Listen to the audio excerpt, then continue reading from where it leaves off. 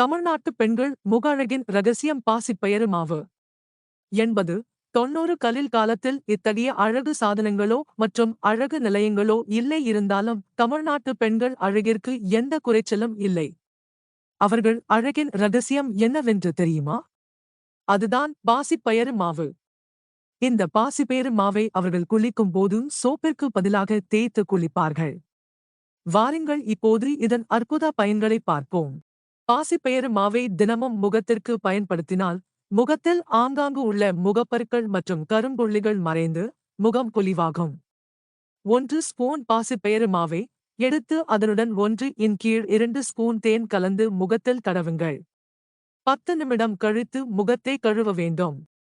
1 spoon பாசிப்பயறு பொடியுடன் 2 spoon எலுமிச்சை சாறு கலந்து முகத்தில் மாஸ்க் போட்டு 10 நிமிடம் கழித்து வெதுவெதுப்பான நீரில் கழுவ வேண்டும். தினமும் இதனை செய்து வந்தால் சரும நிறம் அதிகரிக்கும்.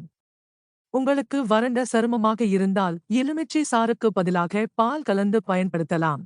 சில பெண்களுக்கு முகம் மற்றும் வாய்க்கு மேலே மீசை போன்று முடி வளரும்.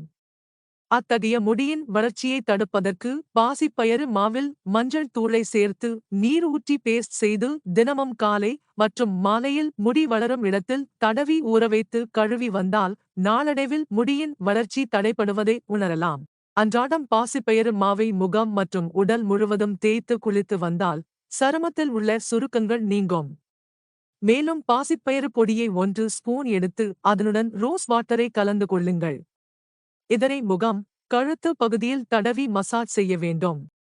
சில பெண்களுக்கு முழங்கை மற்றும் கழுத்துகளில் கருமையாக இருக்கும்.